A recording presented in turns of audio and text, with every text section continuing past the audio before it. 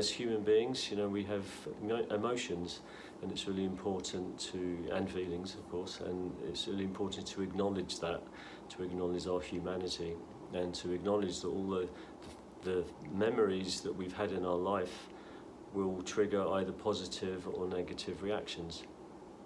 And those are triggered by a feeling of expansion or a feeling of contraction. And the contractive feelings usually don't feel very pleasant. They can bring about feelings of anxiety, depression, and limitation in many different ways. So to be grounded on the earth is a really important part. And in the last couple of series, I was talking more about grounding and connecting with Mother Nature. To be in harmony with Mother Nature is to be in harmony with yourself, because you are part of nature.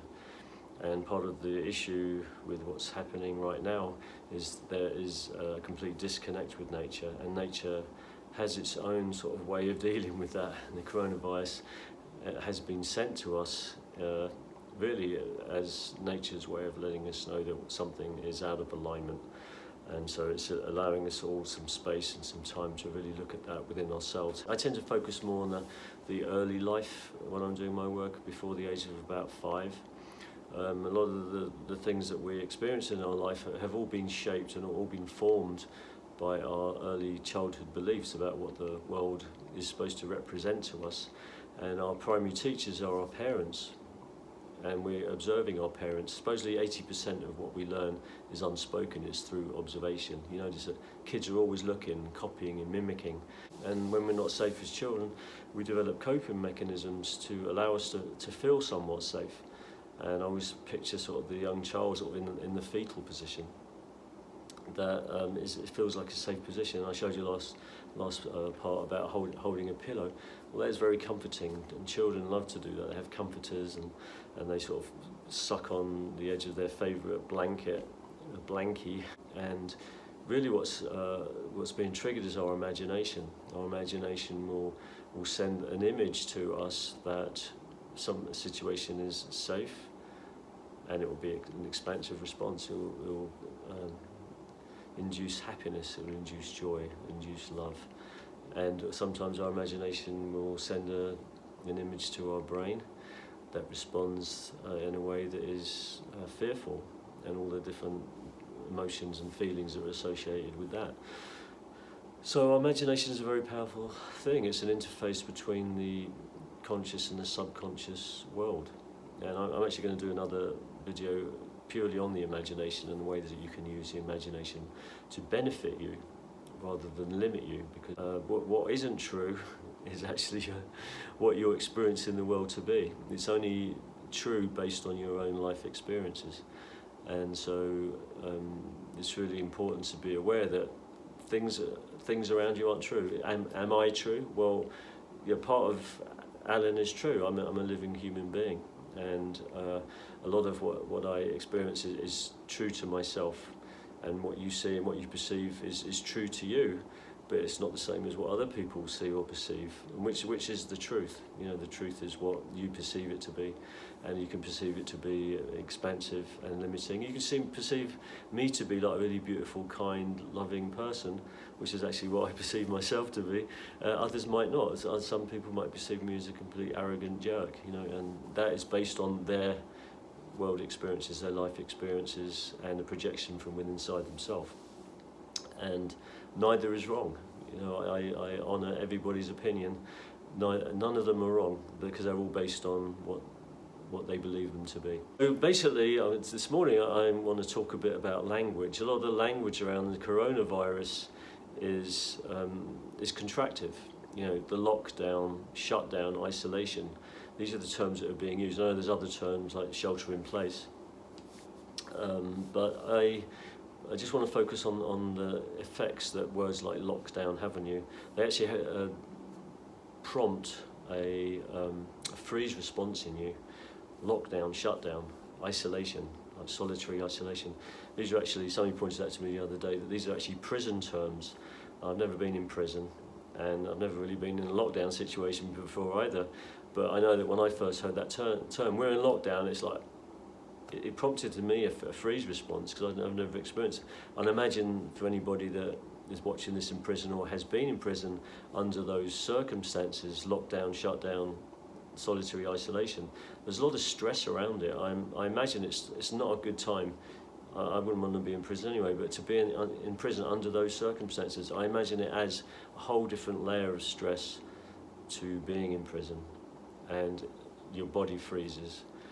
And when your body freezes, you go into fear, and a lot of other things happen, which is probably aggression that happens, paralysis of some form, and certainly panic will happen as a result of that. And so what I suggest is actually changing the language around that, and using terms like I use terms like compassion training. I'm doing compassion training because I am staying in, not just for my benefit, I'm staying in so that I don't pass it on to somebody else.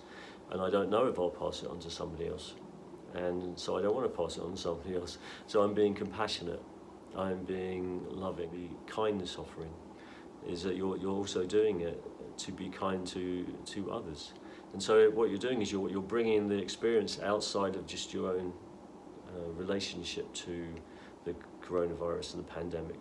You're actually expanding it out to others. It's really important to recognise that we're not doing this in isolation. We're doing it with others all around the globe, and we're helping to open our hearts to others, to other people suffering, other people's conditions, and not just what we're experiencing in ourselves. And as we send out that energy that we're doing this for the benefit of others, it actually takes the focus away from ourselves and puts us into a sacred relationship with others, which is a really powerful way to expand what could otherwise be a very tense, scary experience. And it goes in waves. Sometimes you're able to do that more openly, more powerfully than at other times, and just bring yourself back to that.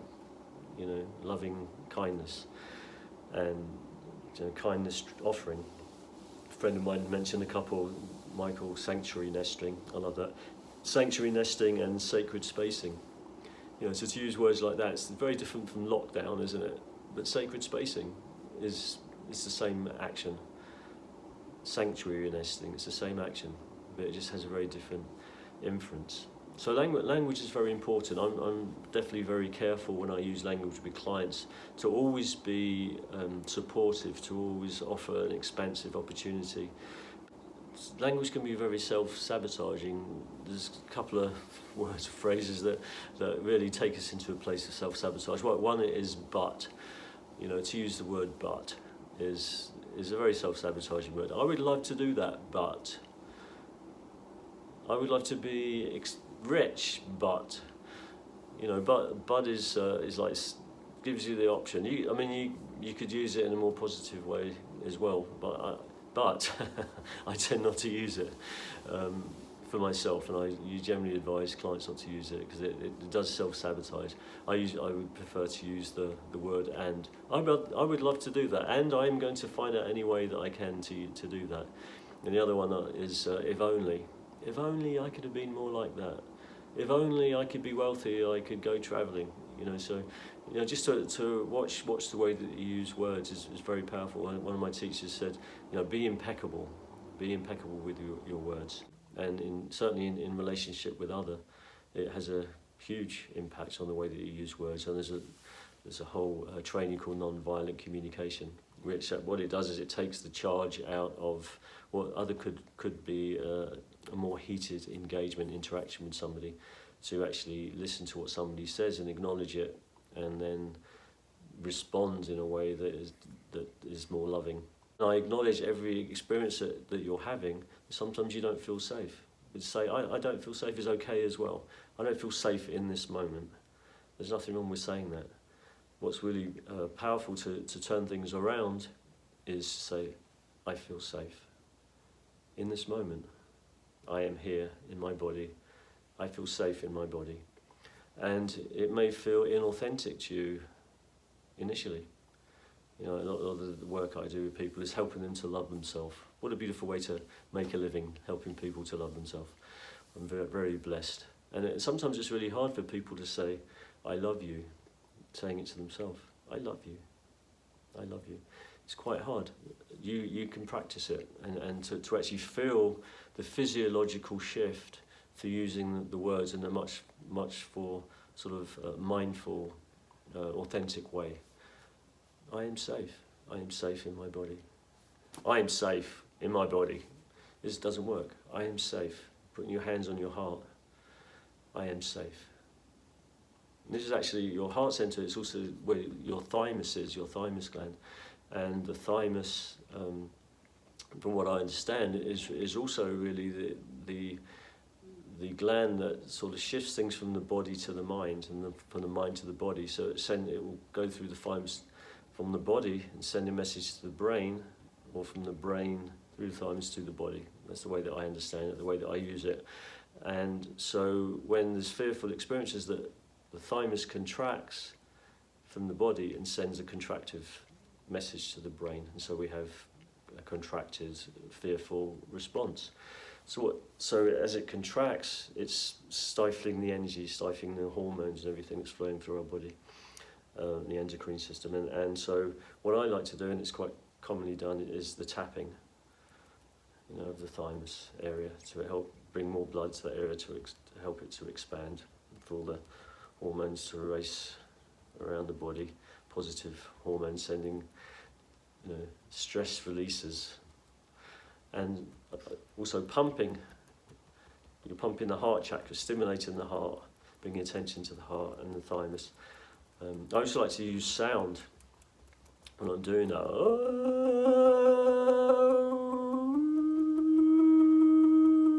And raising the vibration, the sound, I'll start deep.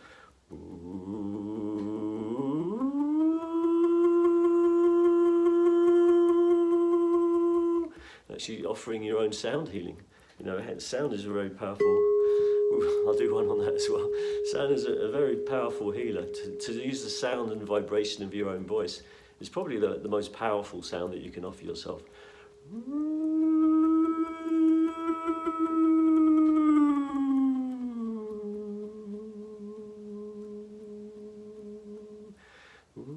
The deeper sounds are the more grounding sounds. I feel really grounded. I feel energy flowing. I feel really peaceful right now, and so that's a very easy thing to do. Bringing energy. I am safe. Using your hands is like a mudra. But I am safe. I am here, right now. I breathe in safety. I release fear and tightness and tense. I breathe in safety and expansion, and love. Let go of fear. To use affirmations. I am safe. I am peaceful. I am loving. I am here, safe in my body. It helps to release stress. I like to use my hands, raising my hands up. I am safe.